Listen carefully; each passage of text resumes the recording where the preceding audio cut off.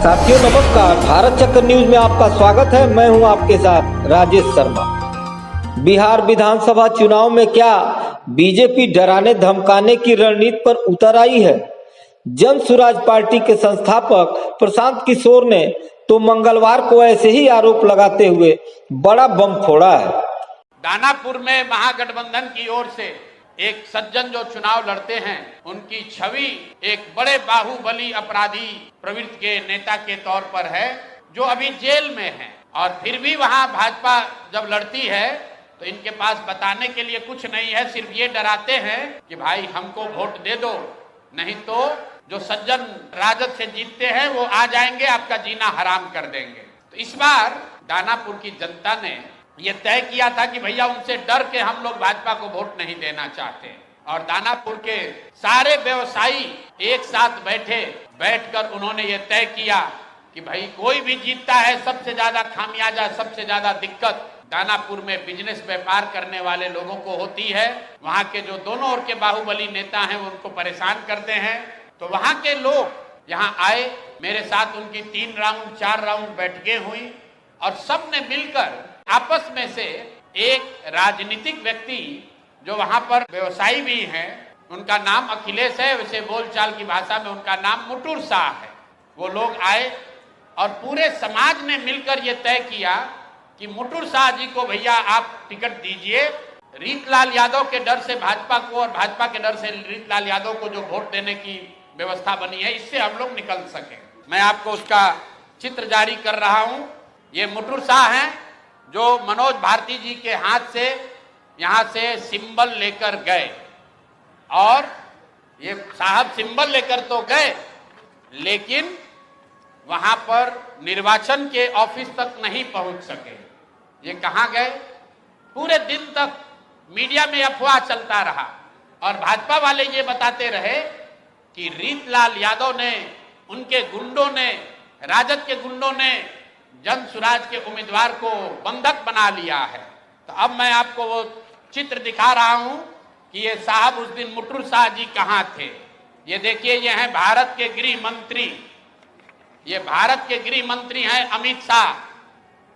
अमित शाह जी हैं भारत के गृह मंत्री, और साथ में है धर्मेंद्र प्रधान जो भारत सरकार के मंत्री हैं और भाजपा के यहाँ चुनाव के अधिकारी हैं, प्रभारी हैं।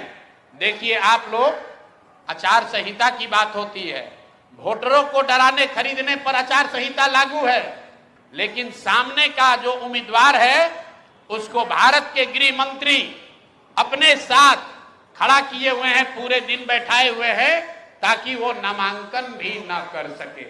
ये है भाजपा के चाल चरित्र चेहरा।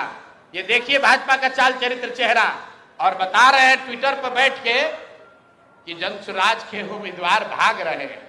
आप बताइए, कोई साधारण व्यवसायी जो राजनीति करता है उसको भारत के गृह मंत्री अगर बुलाकर अपने साथ बैठा ले तो उसके पास क्या विकल्प बचेगा? और कहां है चुनाव आयोग? एक वोटर को आप पैसा देते हुए, डराते हुए अगर दिख जाए तो आप पर इल्जाम लगता है कि आपने आचार संहिता का उल्लंघन किया। और यहाँ भारत के गृह मंत्री और केंद्र में भाजपा के मंत्री धर्मेंद्र प्रधान खुलेआम जन सुराज के प्रत्याशी को अपने साथियों के साथ, दल बल के साथ घेरे हुए हैं और इस पर कोई प्रतिक्रिया नहीं है। चुनाव आयोग को अभी आपको ये जारी करने के बाद आधिकारिक तौर पर हम लोग चुनाव आयोग को हम लोग निवेदन करने जा रहे हैं कि देखिए कि जन सुराज के प्रत्याशियों के साथ क्या हो रहा है। ये जन सुराज के प्रत्याशी के साथ नहीं हो रहा है, ये वो डर है, वो राजनीतिक बंधुआ मजदूरी जो खत्म करने का रास्ता जन सुराज ने बनाया है, उससे छटपटाहट जो पैदा हुई है, उसी का नतीजा। उन्होंने केंद्रीय गृह मंत्री अमित शाह और केंद्रीय शिक्षा मंत्री धर्मेंद्र प्रधान पर उनके उम्मीदवारों को नामांकन वापस लेने के लिए धमकाने का सीधा आरोप लगाया है। पटना में एक प्रेस कॉन्फ्रेंस में प्रशांत किशोर ने न केवल 3 उम्मीदवारों के नामांकन वापसी के पीछे भाजपा का हाथ बताया, बल्कि चुनाव आयोग पर भी कई सवाल उठाए। प्रशांत किशोर के आरोपों का आधार 3 प्रमुख घटनाएं हैं जो बिहार के विभिन्न जिलों से जुड़ी हैं। दानापुर में जन सुराज के उम्मीदवार अखिलेश कुमार उर्फ मुटुर शाह का नामांकन दाखिल न होना सबसे विवादास्पद है। प्रशांत किशोर के मुताबिक बीजेपी नेताओं के मुतुर शाह को पूरे दिन अमित शाह और बिहार चुनाव प्रभारी जैसे बीजेपी के वरिष्ठ नेताओं के साथ रखा गया। किशोर ने एक फोटो दिखाते हुए कहा, लोगों को बताया गया कि आरजेडी के गुंडों ने उन्हें बंधक बना लिया है, लेकिन असल में वह भारत के गृह मंत्री के साथ बैठे थे। चुनाव आयोग को इस पर ध्यान देना चाहिए। एक गृह मंत्री किसी उम्मीदवार को नामांकन दाखिल करने से रोकने के लिए उसे अपने पास कैसे रख सकता है। इसी तरह ब्रह्मापुर से डॉक्टर सत्य प्रकाश तिवारी ने 3 दिनों तक प्रचार करने के बाद नामांकन वापस ले लिया। प्रशांत किशोर ने एक फोटो जारी की जिसमें तिवारी धर्मेंद्र प्रधान के साथ उनके घर पर दिख रहे हैं। उन्होंने कहा, यह दबाव का साफ प्रमाण है। एक केंद्रीय मंत्री का चुनाव घोषणा के बाद विपक्षी उम्मीदवार से मिलना अभूतपूर्व है। गोपालगंज में डॉक्टर शशि शेखर सिन्हा ने भी अंतिम समय में नामांकन वापस ले लिया। किशोर का दावा है कि सिन्हा ने उन्हें फोन पर दबाव डाले जाने की शिकायत की थी, लेकिन 2 घंटे बाद ही फोन बंद हो गया। उन्होंने दावा किया कि स्थानीय भाजपा नेताओं ने उन्हें घेर लिया था। प्रशांत किशोर ने कुमरार से प्रोफेसर केसी सिन्हा और वाल्मीकि नगर से डॉक्टर नारायण प्रसाद पर भी दबाव का जिक्र किया। प्रोफेसर सिन्हा को बार बार धमकी दी गई, लेकिन वे अडिग हैं। वहीं 2 साल पहले स्कूल टीचर की नौकरी छोड़कर पार्टी में शामिल हुए डॉक्टर प्रसाद को स्थानीय अधिकारी बता रहे हैं कि उनका इस्तीफा स्वीकार नहीं हुआ है, इसलिए वे अयोग्य हैं। किशोर ने कहा, पूरे बिहार में जन सुराज के 14 उम्मीदवारों की धमकी और दबाव का सामना करना पड़ा, लेकिन 243 में से 240 अन्य मजबूती से मैदान में हैं। उन्होंने कहा कि बीजेपी महागठबंधन के उम्मीदवारों से नहीं, बल्कि जन सुराज के सभ्य डॉक्टर व्यवसायी उम्मीदवारों से डर रही है। वे गुंडों से नहीं, अच्छे लोगों से डरते हैं। यह जन सुराज का डर है। उम्मीदवार चयन पर सवालों का जवाब देते हुए प्रशांत किशोर ने बताया कि जन सुराज ने अत्यंत पिछड़े समुदाय को 54 टिकट दिए हैं और मुस्लिम समुदाय को 34। उन्होंने कहा, जो लोग मुसलमानों को टोकनिज्म का आरोप लगाते हैं, हमारा रिकॉर्ड कुछ और कहता है। जहां संभव था वहां प्रतिनिधित्व दिया, सिवाय उन क्षेत्रों के जहां पहले से मुस्लिम विधायक हैं। किशोर ने चुनाव आयोग पर निशाना साधा, यदि आप उम्मीदवारों की सुरक्षा सुनिश्चित नहीं कर सकते तो वोटरों की कैसे करेंगे। यदि उम्मीदवारों को धमकाकर नाम वापस करवा सकते हैं तो वोटिंग के दिन पार्टियां वोटरों को क्यों नहीं डराएंगी। उन्होंने आयोग से तुरंत जांच और कार्रवाई की मांग की, साथ ही कहा कि वे औपचारिक शिकायत दर्ज कराएंगे।